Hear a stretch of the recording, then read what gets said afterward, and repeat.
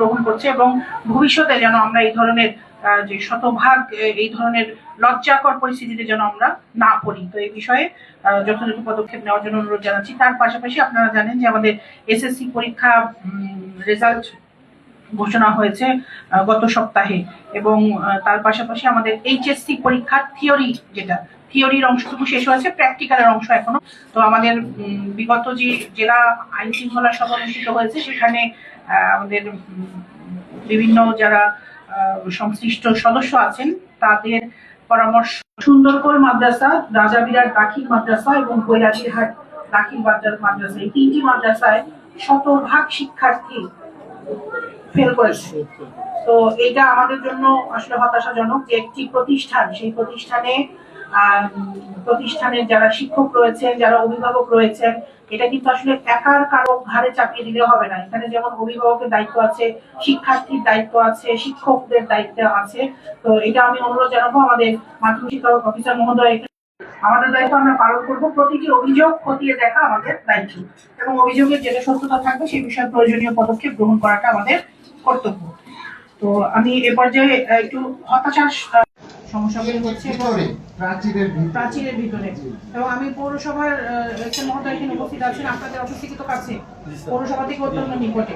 আপনারা একটু খেয়াল রাখবেন যে পৌরসভা থেকে মাঝে মধ্যেই লোকজন পাঠিয়ে দেয় না বিল্ডিংটার পেছনে, ওখানে একটু প্রায় একটু দেখবেন যে কেউ আছে কিনা, থাকতে পারে অবশ্যই আমাদের ওসি সাহেব আমাদের সাথে যোগাযোগ করবেন। আমি ওসি সাহেবকে অনুরোধ এবং নারী শিশু নির্যাতন বিষয়ে যে সচেতনতামূলক আলোচনা সভা হবে, কোটার বৈঠক, সেগুলো হচ্ছে চলমান।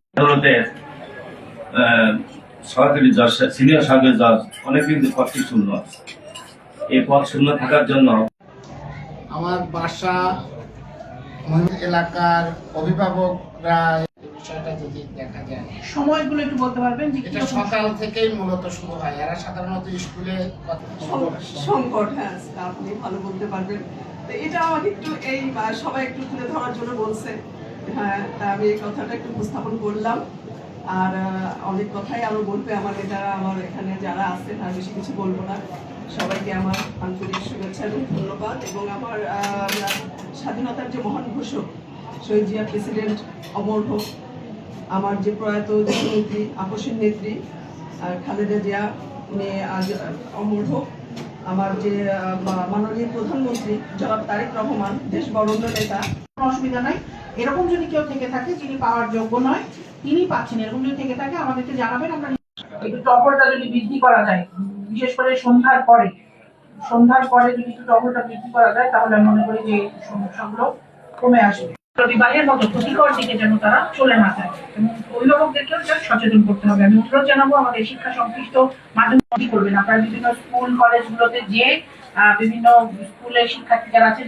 তো এ পর্যায়ে আমি ফ্লোরটি ওপেন করছি আমাদের আইন শৃঙ্খলা সভায় উপস্থাপনযোগ্য কোনো বিষয়। আর দ্বিতীয় হচ্ছে, অনেক সময় দেখা যায় যে ছেলে মেয়ে নিজেরাই নিজেদের মধ্যে একটা আন্ডারস্ট্যান্ডিং এর মাধ্যমে বাড়ি ঘর ছেড়ে চলে যায়। তো এই ক্ষেত্রে আমি অনুরোধ জানাবো যারা শিক্ষা সংশ্লিষ্ট যারা আছেন এবং অন্যান্য সকলেই। আসসালামু আলাইকুম। ধন্যবাদ। আসলে আমাদের যদি একটু কষ্ট হয়ও, তারপরেও